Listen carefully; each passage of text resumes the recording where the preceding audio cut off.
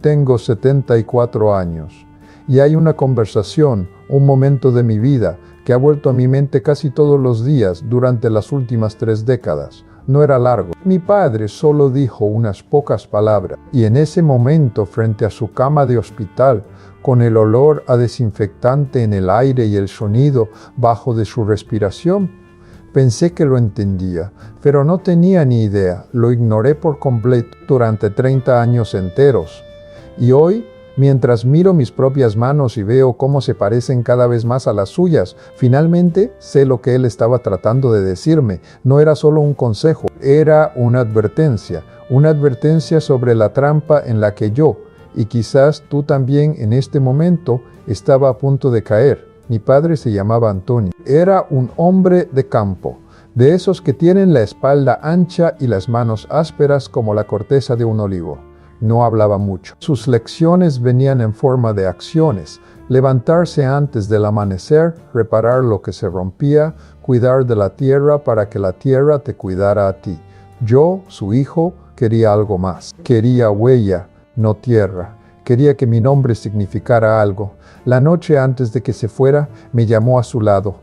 Me agarró la mano con una fuerza que no creí que le quedara. Sus ojos, que siempre habían mirado el horizonte, se clavaron en los míos. «Hijo», dijo, y su voz era apenas un susurro ronco. «No confundas el ruido con el trabajo. La gente recordará el silencio de tus raíces, no el estruendo de tus ramas». Y ahí está. Esa fue toda la frase.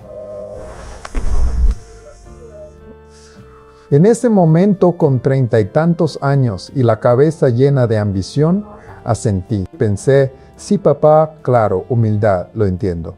Pero en mi corazón lo que realmente oí fue, sé modesto. Y yo no quería ser modesto, quería ser enorme. Quería que mis ramas, como él decía, fueran tan altas que todo el mundo las viera. Así que durante los siguientes 30 años me dediqué a hacer ruido. Un estruendo tremendo. Me convertí en arquitecto. No en un arquitecto cualquiera, sino en uno premiado. Mis edificios, mis ramas se alzaban en la ciudad. Eran de cristal y acero, con formas atrevidas que salían en revistas. Grité en cada entrevista. Competí por cada proyecto. Mi nombre, el apellido que él me dio, estaba en placas de bronce en las entradas de esos edificios. Llené mi vida de aplausos, de cócteles, de elogios de gente importante. Era ruido, sí, pero era un ruido dulce, el ruido del éxito. Y cada vez que, en un momento de rara quietud, esa frase de mi padre se colaba en mi mente, el silencio de tus raíces, la ahogaba, la justificaba. Él era un hombre sencillo, me decía. No entendía el mundo moderno. Mi trabajo es mi raíz. Qué arrogante fui, qué ciego. Lo que no entendí, lo que he tardado una vida en comprender, es que mi padre no me estaba hablando de humildad. Me estaba hablando de sustento, de nutrición. ¿De qué es lo que realmente te sostiene cuando el viento sopla fuerte? Y sí, hijos míos, el viento siempre sopla fuerte tarde o temprano. Mis raíces no eran mi carrera, mis raíces eran lo que quedaba atrás, descuidado, mientras yo miraba hacia arriba. Eran mi familia. Te pondré un ejemplo, uno que me atraviesa el pecho como un cuchillo. Cuando mi hija mayor, Clara, tenía 12 años, estuvo 3 meses preparando una obra de teatro en el colegio. Trabajó en el vestuario, en la escenografía. No era la protagonista, era un árbol, pero estaba orgullosa. Me invitó, claro. Papá, el jueves a las 5, tienes que venir. Claro que iré, preciosa, le dije. Llegó el jueves y a las 4 una llamada. Un cliente potencial enorme quería una reunión de última hora, una oportunidad única. El ruido llamaba. Y yo respondí. Llamé a casa, hablé con mi mujer. Dile a Clara que lo siento mucho, que es muy importante. ¿Que comprenderá? Le mandé un ramo de flores carísimo al día siguiente. Fui a la reunión. Conseguimos el proyecto. Hice más ruido y perdí para siempre la oportunidad de ver a mi hija hacer de árbol. Ella nunca volvió a invitarme a nada parecido. Había aprendido la lección. El ruido de papá era más importante. Esa es la verdadera ruina. no un negocio que se hunde, sino la confianza de tu hija que se resquebraja en silencio. Yo estaba tan ocupado regando mis ramas con ambición que dejé que mis raíces se secaran. Las raíces son silenciosas, no gritan pidiendo atención. Son la cena familiar sin el teléfono en la mano. El sábado por la mañana ayudando a tu hijo con un proyecto del colegio, aunque sea un rollo. La llamada a tu hermano solo para preguntarle cómo está, sin querer nada a cambio. El abrazo largo a tu esposa cuando ves que ha tenido un día difícil.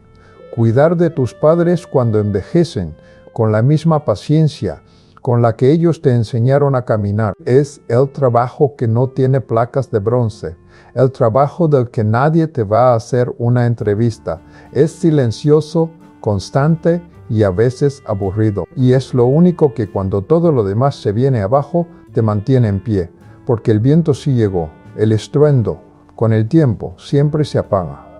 En mi caso, fue la crisis. El mismo mundo que aplaudía mis edificios, de repente dejó de construir.